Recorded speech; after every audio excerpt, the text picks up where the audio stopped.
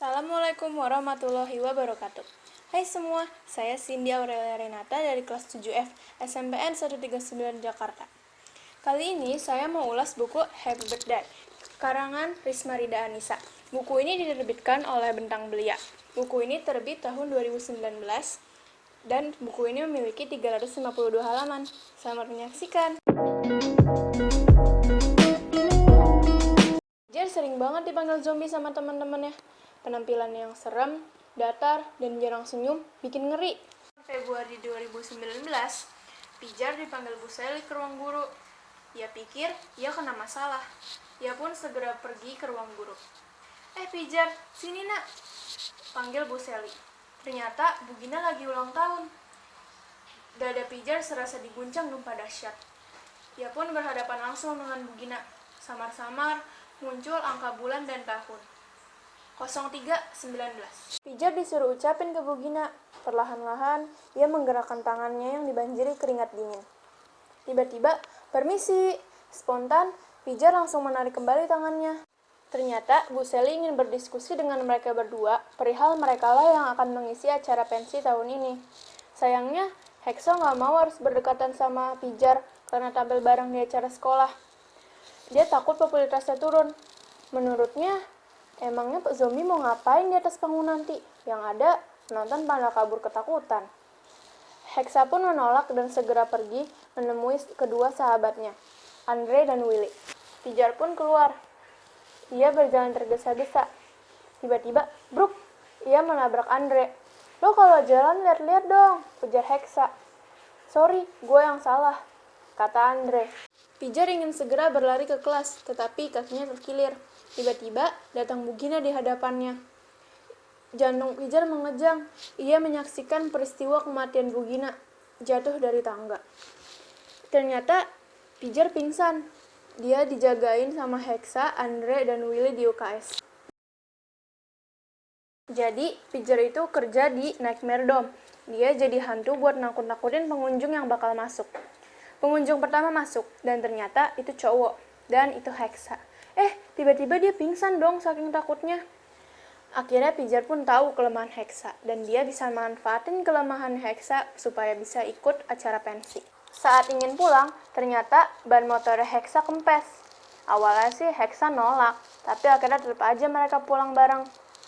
Pas nyampe di rumah Heksa, ternyata lagi ada perayaan kecil-kecilan ulang tahunnya Heksa. Bilang, ini bukan ulang tahun gue, dan gak bakal ada yang tahu kapan dan di mana gue dilahirkan. Keesokan harinya, Pijar memohon ke Kak Mia untuk jangan ikut lomba puisi di acara pensi sekolah nanti, karena Pijar tahu apa yang akan terjadi sama Kak Mia kalau sampai dia tetap ikut lomba puisi itu.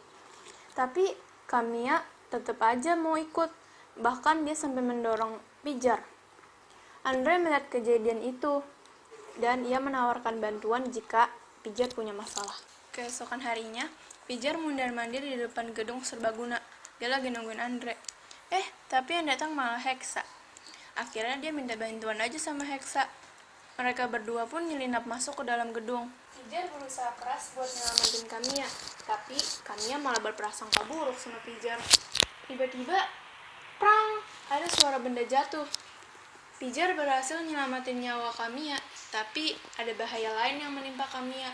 Kamiya jatuh dari panggung. Orang tua Kamiya dan Pak Broto, kepala sekolah, datang ke tempat tersebut. Tapi Heksa masih bingung. Kok si Pijar bisa tahu kalau lampu itu bakal jatuh? Akhirnya Pijar ngaku kalau misalkan dia ketemu sama orang yang lagi ulang tahun, pasti bakal muncul angka, bulan, dan tahun kematian orang itu. Pada minggu pagi, Andre ngebawa Pijar ke rumah sakit buat bantuin dia ngasih snack ke para dokter. Pijar tampak kebingungan sama rumah sakit ini. Kenapa, Jar? Tanya Andre. Enggak, jawab Pijar. Andre bilang dia cuma punya nyokap, sama kayak Pijar, cuma punya bokap. Gimana pun keadaannya, kita masih lebih beruntung daripada Heksa. Dia diadopsi sama Papa Antoni dan Mama Anita. Pijar dan Heksa lagi latihan buat acara sekolah. Pijar melihat ke arah luar jendela. Tiba-tiba, Bu Gina lewat dengan menggunakan sweater yang sama seperti di rentetan kejadian kematian Bu Gina yang ia lihat kemarin. Pijar pun segera bergegas pergi. Tapi ternyata pintu di ruangan ini terkunci. Mereka mencoba segala cara, tetapi semua hasilnya nihil. Akhirnya mereka memutuskan untuk memanggil ambulans. Tiba-tiba Pak Broto datang. Pijar pun langsung melesat pergi. Ia berjalan sepanjang koridor kelas 11. Ia menyebarkan sampah kertas dari anak tangga paling atas. Hexa lagi berusaha mati-matian nahan petugas rumah sakit yang mau pergi. Ternyata Bu Gina lewat tangga lain. Jantung Pijar rasanya merosot. Tolong, tolong! Ia melihat tubuh Bu Gina sudah dikerumuni beberapa siswi di bawah tangga. Ia sangat terkejut. Pijar merasa sangat bersalah. Gak bisa nyelamatin nyawanya Bu Gina. Beberapa hari kemudian, Hexa datang ke rumah Pijar disusul dengan 2 sahabatnya dan teman-teman Nightmare Dome-nya Pijar. Mereka ingin menjenguk Pijar sekaligus merayakan ulang tahunnya Lina. Pijar tidak khawatir, karena kalau ada Hexa di dekatnya, mata ajaibnya akan jadi normal. Malam paginya, Hexa marah besar. Ia pikir Pijar yang telah menyebarkan video pas dia pingsan di Nightmare Dome. Tapi Pijar menyangkal. Si Hexa malah nyalain si Andre. Akhirnya mereka berdua berantem di parkiran. Andre masuk rumah sakit, dia bonyok-bonyok. Tapi bukan karena dia berantem sama si Hexa ya. Ternyata Andre tahu siapa biang kerok yang udah nyebarin video Hexa, yaitu si Yuda. Akhirnya Andre dan Yuda berantem. Padahal sebelumnya kan si Andre gak biasa berantem. Pijar pun tahu kalau ternyata Wisnu itu kakaknya Yuda dan mereka udah kerja sama.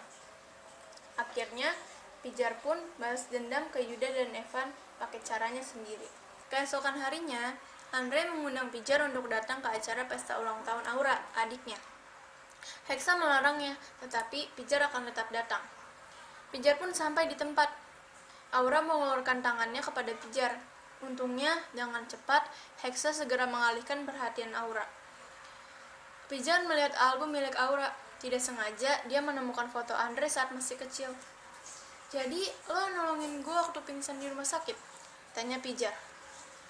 Akhirnya lo inget, kata Andre.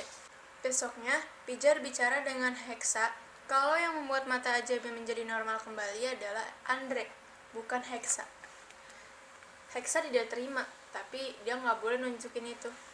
Beberapa hari kemudian, Pijar berusaha menghindari papanya, karena papanya lagi berulang tahun hari ini.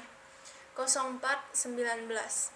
Papanya berencana pergi keluar dan mengajak Nina. Pijar sudah melarangnya, tetapi papanya nggak peduli. Setelah mengobrol di ruang broadcast, akhirnya Pijar dan Hexa sepakat buat nyelamatin nyawa papanya dan adiknya Pijar. Papa dan adiknya Pijar selamat, tapi Hexa yang celaka. Saat ada berita bahwa tempat yang akan dijadikan perayaan ulang tahun papanya terjadi ledakan, Papa Pijar sangat kaget, sementara Pijar hanya menatapnya sinis. Karena Hexa masih harus dirawat, Andre mengantarnya pulang. Sekalian, ia ingin menyatakan perasaannya. Gue suka sama lo, Jar. Akan tetapi, Andre tahu Pijar itu sukanya sama Hexa. Besoknya, Pijar pergi ngejenguk Hexa sambil bawa makanan buatan papanya. Dia bilang gimana? Tanya Hexa. Dia bilang, gue sukanya sama lo. Jawab Pijar dengan polosnya. Oke, gue terima lo jadi cewek gue. Ujar Hexa. Hah? Pijar salting. Ya, mereka berdua akhirnya jadian. Tiba-tiba datang beberapa anak-anak SMA Rising Star. Mereka datang buat minta maaf karena udah salah paham sama Pijar. Mereka udah dengar apa yang diobrolin Pijar sama Hexa waktu di ruang broadcast. Saat mereka ngobrol bareng-bareng, Pijar ngajak Andre ngobrol berdua. Dia penasaran banget sama mata ajaibnya Andre. Ternyata Andre bisa tahu suatu hubungan ke depannya bakal gimana. Tapi itu nggak berlaku kalau ada Pijar di dekatnya. Awal pertemuan Hexa, Andre, dan Pijar itu pas mereka masih kecil. Pas itu, Hexa sama Andre lagi main di taman belakang rumah sakit. Tiba-tiba aja ada suara bruk. Ternyata ada seorang anak perempuan bersetelan putih yang pingsan. Mereka pun panik dan segera membawanya ke dalam. Pas lagi nunggu, Hexa sama Andre dijemput sama supirnya. Akhirnya mereka pulang. Dan gak ada yang tahu identitas cewek itu. Awal Februari 2020, Hari ini hari ulang tahunnya Pijar. Dia udah berdandan secantik mungkin. Hexa udah nunggu di luar. Saat masuk ke mobil, Zom, ternyata kita lahir di tanggal, bulan, dan tahun yang sama. Pijar kaget banget. Dia pengen segera keluar dari mobil, tapi Hexa menahannya. Dan Hexa menyuruh Pijar untuk melihat kapan dan bagaimana kematiannya. Dan ternyata kakek dan nenek yang berbaring di ranjang rumah sakit, dan ada 3 orang anak yang mengelilinginya. Ya, kayaknya mereka bakal berjodoh dan hidup menua bersama. Pertanyaan nomor 1. Termasuk buku apakah yang kamu baca, fiksi atau non-fiksi? Berikan alasannya. Kalau buku yang aku baca ini termasuk buku fiksi, soalnya kan buku ini berisi khayalan atau imajinasi dari penulisnya ya. Pertanyaan nomor 2. Apa kelebihan dan kekurangan buku yang kamu baca? Berikan masing-masing 3 poin. Kalau kelebihannya itu ceritanya seru, terus imajinasinya bagus banget, terus ada lucunya, ada romansnya, ada horornya. Kalau kekurangannya, ceritanya tuh bikin penasaran. Terus tokoh si Pijar tuh kurang greget gitu. Terus nama Hexa agak susah disebut. Pertanyaan nomor 3. Apa pesan yang ingin disampaikan penulis kepada pembaca dalam buku ini? Kita tuh harus menghargai kekurangan dan kelebihan setiap orang ya. Terus kita nggak boleh ngerendahin atau ngeremehin orang lain. Makasih.